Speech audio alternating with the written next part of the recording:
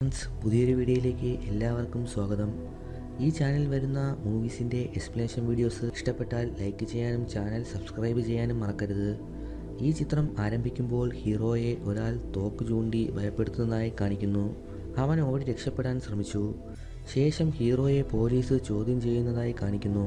ആ കൊല നടക്കുമ്പോൾ നീ എവിടെയായിരുന്നു? സത്യം തുറന്നു പറയാനായി അവർ ഹീറോയോട് പറയുന്നു. ശേഷം ഹീറോ പറയാൻ തുടങ്ങി. കഥ അതോടെ ഫ്ലാഷ് ബാക്കിലേക്ക് പോയി. ഹീറോ അവൻ്റെ സ്കൂളും കോളേജും എല്ലാം ഹോസ്റ്റലിൽ തങ്ങിയാണ് പഠിച്ചത്. അമ്മ മരിച്ച ശേഷം അവൻ വീട്ടിലേക്ക് വരാതെയായി. അങ്ങനെ കുറച്ചു നാളിന് ശേഷം അച്ഛൻ ഹീറോയ്ക്ക് ഒരു മെസ്സേജ് അയക്കുന്നു. ഞാൻ വേറൊരു വീട്ടിലേക്ക് താമസം മാറ്റിയെന്നും കോളേജ് കഴിഞ്ഞാൽ നീ ഇങ്ങോട്ട് വരണമെന്നും അച്ഛൻ ഹീറോയോട് പറഞ്ഞു. അങ്ങനെ വർഷങ്ങൾക്ക് ശേഷം ഹീറോ തൻ്റെ വീട്ടിലേക്ക് വരുന്നു. അവനെ കണ്ടതും അവിടുത്തെ ജോലിക്കാരി ചേച്ചിക്ക് സന്തോഷമായി. ചെറിയ പ്രായത്തിലെ ഹീറോയെ നോക്കി വളർത്തിയ അവരോട് ഹീറോ വിശേഷങ്ങൾ പങ്കുവച്ചു. ശേഷം അച്ഛനെ തിരക്കിയ അവനോട് മുകളിൽ ഉണ്ടെന്ന് അവർ പറയുകയും മാത്രമല്ല നിനക്കൊരു സർപ്രൈസ് കൂടി ഇവിടെ ഉണ്ടെന്നും അവർ ഹീറോയോട് പറയുന്നു. ഹീറോ റൂമിലേക്ക് പോയി അച്ഛനെ വിളിച്ചിട്ടും ആരും തന്നെ വിളി കേട്ടില്ല. ശേഷം അകത്തുനിന്നും ഒരാൾ വേഷങ്ങൾ മാറുന്നത് ഹീറോ കാണുന്നു. അവർ ആരാണെന്നറിയാതെ ഹീറോ ഒന്ന് ഭയപ്പെട്ടു. ശേഷം ഹീറോ പുറത്തിറങ്ങി. ആ സമയം അച്ഛൻ അവനെ കണ്ട് സന്തോഷം പങ്കുവച്ചു. ശേഷം നിനക്കൊരു സർപ്രൈസ് ഉണ്ടെന്ന് അയാൾ ഹീറോയോട് പറയുകയും മുറിയിൽ വേഷങ്ങൾ മാറിക്കൊണ്ട് നിന്ന ആ ചേച്ചിയെ അയാൾ വിളിപ്പിച്ച ശേഷം ഇതെൻ്റെ രണ്ടാം ഭാര്യയാണെന്ന് പറഞ്ഞ് അയാൾ ഹീറോയ്ക്ക് പരിചയപ്പെടുത്തുന്നു. ഹീറോ ഞാൻ വേഷങ്ങൾ മാറുന്ന സമയം അകത്തേക്ക് വന്നത് അവളും കണ്ടതിനാൽ അവർ രണ്ടുപേരും ഒരു ചമ്മലോടെ നോക്കി ചിരിക്കുന്നു. ശേഷം അവർ നൈറ്റ് ഒരു പാർട്ടിക്ക് പോയി. അവിടെ വച്ച് ഹീറോയെ അച്ഛൻ എല്ലാവർക്കും പരിചയപ്പെടുത്തി. തുടർന്ന് ഹീറോയിൻ അവനോട് സംസാരിക്കാൻ തുടങ്ങി. അവനോട് കല്യാണത്തെക്കുറിച്ച് ചിന്തിക്കുന്നില്ലേ എന്നും നിനക്ക് ഗേൾഫ്രണ്ട് ഉണ്ടോ എന്നും എന്നൊക്കെ ഹീറോയിൻ ചോദിക്കുന്നു. ഒരാൾ ഉണ്ടായിരുന്നുവെന്നും പക്ഷേ ഇപ്പോൾ ബ്രേക്കപ്പായി എന്നും ഹീറോ മറുപടിയും പറഞ്ഞു. തുടർന്ന് ഹീറോയിൻ അവളുടെ ഫ്രണ്ടിൻ്റെ അടുത്തേക്ക് ഹീറോയെ കൊണ്ടുപോവുകയും ഇത് തൻ്റെ ഹസ്ബൻഡിൻ്റെ ആദ്യ ഭാര്യയിലെ മകനാണെന്ന് പറഞ്ഞ് ഹീറോയെ പരിചയപ്പെടുത്തി കൊടുക്കുന്നു. ശേഷം ഹീറോയുടെ അച്ഛൻ ഹീറോയിന് വേണ്ടി ഒരു മാല സമ്മാനമായി കൊടുക്കുന്നു. തുടർന്ന് ഹീറോയിൻ അയാളുടെ ഒരു ഫ്രണ്ടിൻ്റെ ഒപ്പം ക്ലോസായി പെരുമാറുന്നത് കണ്ട ഹീറോയുടെ അച്ഛന് അത് തീരെ ഇഷ്ടപ്പെടുന്നില്ല. അയാൾ അതേപ്പറ്റി ചോദിച്ച് അവളെ വിലക്കുന്നു. ഹീറോയും അത് കേട്ടു നിന്നു. അടുത്ത ദിവസം അച്ഛൻ്റെ കാറിനെപ്പറ്റിയും ശേഷം അയാളുടെ ബിസിനസ് കാര്യങ്ങളും ഒക്കെ ഹീറോയോട് കൂടുതൽ ശ്രദ്ധ ചെലുത്താൻ വേണ്ടി അയാൾ ഹീറോയെ ഉപദേശിക്കുന്നു. എനിക്ക് ശേഷം നീ വേണം ഇതൊക്കെ നന്നായി നോക്കി നടത്താൻ എന്ന് പറഞ്ഞ് അയാൾ ഹീറോയെ പറഞ്ഞേൽപ്പിച്ചു. തുടർന്ന് അടുത്ത നാൾ ഹീറോയുടെ അച്ഛൻ വീട്ടിലില്ലാത്ത സമയം ഹീറോയെ പുറത്തേക്ക് പോകാനായി വിളിക്കുന്നു. ഹീറോയുടെ അച്ഛൻ്റെ ഇഷ്ടപ്പെട്ട കാറിൽ തന്നെ അവർ പോകാൻ തീരുമാനിച്ചു. ഈ കാറിൽ പോകണ്ട, അച്ഛന് ഇഷ്ടമാകില്ല എന്ന് ഹീറോ പറഞ്ഞു. എന്നാൽ അച്ഛന് പ്രശ്നമാകാതെ ഞാൻ നോക്കിക്കോളാമെന്ന് ഹീറോയിൻ അവനോട് പറഞ്ഞു. ശേഷം അവർ ഒരു ബാറിലേക്ക് പോകുന്നു. ഇതെൻ്റെ ഫ്രണ്ടിൻ്റെ സ്ഥാപനം തന്നെയാണെന്നും ഇവിടുത്തെ കീ എൻ്റെ കൈവശം ഉണ്ടെന്നും പറഞ്ഞ് ഹീറോയിൻ അവനെയും കൂട്ടി അവിടെ തുറന്ന് അകത്തേക്ക് കയറുന്നു. അകത്ത് പോയ ഹീറോയിൻ എല്ലാം പ്ലാൻ ചെയ്യുന്നത് പോലെ ചെയ്യാൻ തുടങ്ങിയ ശേഷം ഹീറോയെ അച്ഛനെപ്പറ്റി മോശമായി സംസാരിക്കാൻ തുടങ്ങി. അയാൾ എന്നെ ദ്രോഹിക്കുകയാണെന്നും അയാൾ ഒരു സൈക്കോ ആണെന്നുമൊക്കെ ഹീറോയിൻ അവനോട് പറഞ്ഞു. ഹീറോ അതിനിടയിൽ തനിക്ക് കുടിച്ചത് മതിയെന്ന് പറഞ്ഞിട്ടും ഹീറോയിൻ അത് സമ്മതിക്കാതെ അവന് വീണ്ടും ഒഴിച്ചു കൊടുത്തു. അവൻ്റെ ബോധം പോകുന്നത് വരെ കുടിപ്പിക്കാൻ തുടങ്ങി. തുടർന്ന് അവർക്കിടയിൽ അവിടെ പരിപാടിയും നടക്കാൻ തുടങ്ങി. തുടർന്ന് ഹീറോയുടെ അച്ഛൻ വീടെത്തിയിട്ടും അവരെ കാണാത്തതിനാൽ അയാൾക്ക് ദേഷ്യം കയറാൻ തുടങ്ങി. അതിൻ്റെ ഒപ്പം തൻ്റെ കാർ എടുത്തിട്ടാണ് അവർ പോയതെന്ന് കണ്ടതോടെ അയാൾക്ക് തീരെ ഇഷ്ടമായില്ല. ഒരു വഴിക്ക് സംഗതികളൊക്കെ നടത്തി അവർ വേഗം വീടെത്തുന്നു. തുടർന്ന് ഇനി തന്നോട് അനുവാദം ചോദിക്കാതെ പുറത്തു പോകണ്ട എന്ന് അയാൾ അവരോട് പറഞ്ഞു.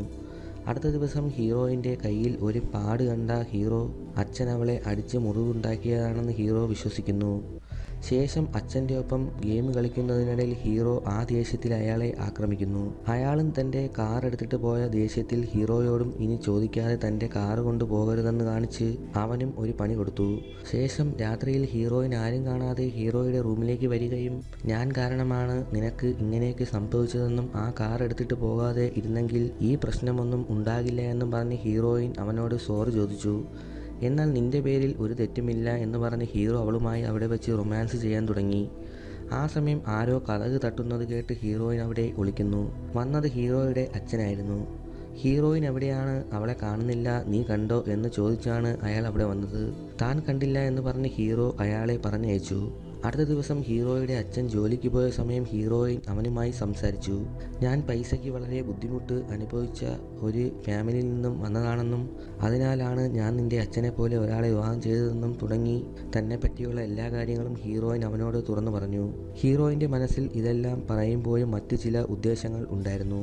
തുടർന്ന് ഹീറോയെ അച്ഛൻ ബിസിനസ് കാര്യങ്ങളിൽ ശ്രദ്ധ കാണിക്കാനായി വീണ്ടും ഉപദേശിക്കുന്നു. പക്ഷെ അവന് അതിൽ താല്പര്യമില്ല എന്ന് അവൻ അയാളോട് തുറന്നു പറഞ്ഞു. പക്ഷെ അച്ഛൻ അവനെ നിർബന്ധിച്ച് സമ്മതിപ്പിക്കുന്നു. തുടർന്ന് ഹീറോയിനുമായി സ്വകാര്യമായി കണ്ട അവൻ അച്ഛൻ്റെ തീരുമാനങ്ങൾ ഒന്നും നടക്കാൻ പോകുന്നില്ല എന്ന് അവൻ ദേഷ്യത്തോടെ പറഞ്ഞു. എന്നാൽ നിനക്ക് നല്ലൊരു അവസരമായിരിക്കും അതെന്നും നീ അച്ഛൻ പറയുന്നത് പോലെ കേൾക്കണമെന്നൊക്കെ ഹീറോയിൻ അവനോട് പറഞ്ഞു. എന്നാൽ തനിക്ക് പറ്റില്ല, താൻ ഇവിടെ നിന്നും പോകും എന്നൊക്കെ ഹീറോയിൻ പറയുന്നു. അതോടെ നീ ഇവിടെ നിന്ന് പോയാൽ എൻ്റെ ജീവിതം എന്താകുമെന്നും എനിക്ക് നിൻ്റെ ഒപ്പം ജീവിക്കണമെന്നുമൊക്കെ ഹീറോയിൻ അവനോട് പറഞ്ഞ് അവൾ അവൻ്റെ മനസ്സ് മാറ്റിയെടുത്ത് അവനെ പിടിച്ചു നിർത്തുന്നു. അടുത്ത ദിവസം ഹീറോ അച്ഛൻ്റെ ഒപ്പം കാട്ടിലേക്ക് വേട്ടയ്ക്ക് പോകുന്നു. രണ്ടുപേരുടെ കയ്യിലും തോക്കുണ്ടായിരുന്നു. ഒരു ഘട്ടത്തിൽ ഹീറോയുടെ മനസ്സിൽ അച്ഛനെ വകവരുത്താമെന്ന് വരെ തോന്നാൻ തുടങ്ങി. എല്ലാം ഹീറോയിൻ്റെ ഉപദേശത്താൽ വന്ന ചിന്താഗതിയായിരുന്നു. അടുത്ത നാൾ ഹീറോ അവിടം വിട്ട് പോകുന്നതിനെപ്പറ്റി വീണ്ടും ഹീറോയിനോട് സംസാരിച്ചു. പക്ഷേ അവൻ്റെ മനസ്സിനെ വീണ്ടും പറഞ്ഞു മാറ്റി സ്നേഹം കാണിച്ച് ഹീറോയിൻ അവനെ അവിടെ പിടിച്ചു നിർത്തുന്നു. അടുത്ത നാൾ പുറത്തുപോയി വീട്ടിലേക്ക് തിരികെ എത്തിയ ഹീറോ കാണുന്നത് വീട് മുഴുവൻ അലങ്കോലമായി കിടക്കുന്നതും ഒപ്പം തൻ്റെ അച്ഛൻ അവിടെ മരിച്ചു കിടക്കുന്നതും അവൻ കണ്ടു. ശേഷം സിനിമയുടെ തുടക്കത്തിൽ പോലീസ് ഹീറോയെ ചോദ്യം ചെയ്യുന്നതായി കാണിക്കുന്ന സീനിലേക്ക് സിനിമ പോകുന്നു. നീ അന്ന് എവിടെയാണ് പോയതെന്നും എപ്പോഴാണ് പോയതെന്നും അവർ ഹീറോയോട് ചോദിച്ചു. ഞാൻ സിനിമ കാണാൻ പോയതാണ്, അവിടെ എന്താണ് നടന്നതെന്ന് തനിക്കറിയില്ല എന്നും ഹീറോ അവരോട് പറയുന്നു. ശേഷം ഹീറോയിനോട് അവർ ചോദ്യം ആവർത്തിച്ചു. അവളും അന്ന് വീട്ടിലില്ലായിരുന്നു എന്നവൾ അവരോട് മറുപടിയും പറഞ്ഞു. തുടർന്ന് ഹീറോയിൻ അവനെ വിട്ട് അകന്നു പോകാൻ തുടങ്ങി. പോലീസ് നമ്മൾ രണ്ടുപേരുടെയും പുറകെ ഉണ്ടെന്നും അതിനാൽ നമ്മൾ കുറച്ചുനാൾ അകന്നിരിക്കുന്നതാണ് നല്ലതെന്നും അവൾ പറഞ്ഞു.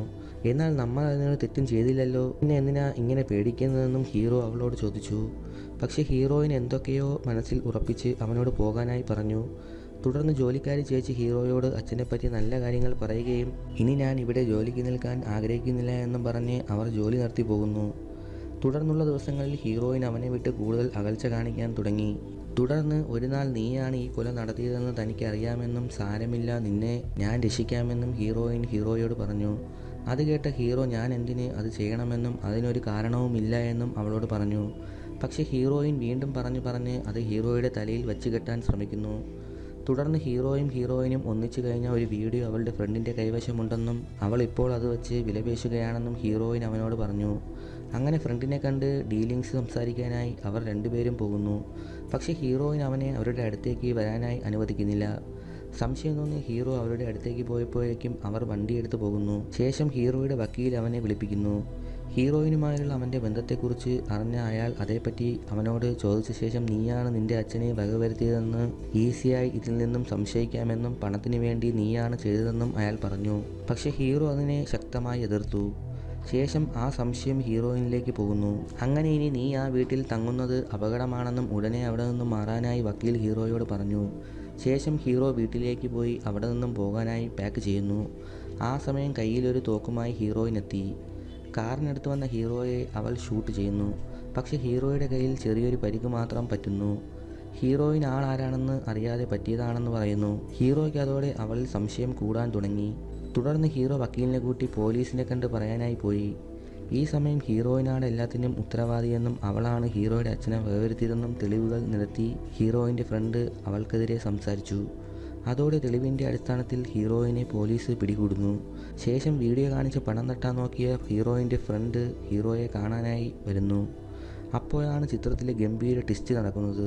ഹീറോയും അവളും ചേർന്നാണ് ഇതെല്ലാം നടത്തിയതെന്നും ഹീറോ തന്നെയാണ് അവൻ്റെ അച്ഛനെ പണത്തിനു വേണ്ടി വകവരുത്തിയതെന്നും കാണിക്കുന്നു. ശേഷം എല്ലാം അറിഞ്ഞു വന്ന ഹീറോയിൻ ഹീറോയെ കാണാനായി വരികയും അവനെ അവൾ ആത്മാർത്ഥമായി സ്നേഹിച്ചിട്ടും തന്നെ നീ വഞ്ചിച്ചു എന്ന് പറഞ്ഞ് ഹീറോയിൻ അവനെ വകവരുത്താൻ നോക്കുന്നു. പക്ഷേ ഹീറോയിൻ അതിൽ വിജയിച്ചില്ല. വീണ്ടും ഹീറോയുടെ പ്ലാൻ പ്രകാരം ഹീറോയിൻ്റെ കഥ അവൻ കഴിക്കുന്നു. അതോടെ എല്ലാ തെളിവുകളും നശിപ്പിച്ച് അവൻ കേസ് അവസാനിപ്പിക്കുന്നു. അതോടെ ഈ ചിത്രം അവസാനിക്കുന്നു. ചിത്രത്തിൻ്റെ സ്റ്റോറി ഇഷ്ടപ്പെട്ടാൽ ലൈക്ക് ചെയ്യാൻ മറക്കരുത്. കൂടാതെ ഇതുപോലുള്ള മൂവീസിൻ്റെ എക്സ്പ്ലനേഷൻ വീഡിയോസ് കാണാനായി ഈ ചാനൽ ഇപ്പോൾ തന്നെ സബ്സ്ക്രൈബ് ചെയ്യൂ.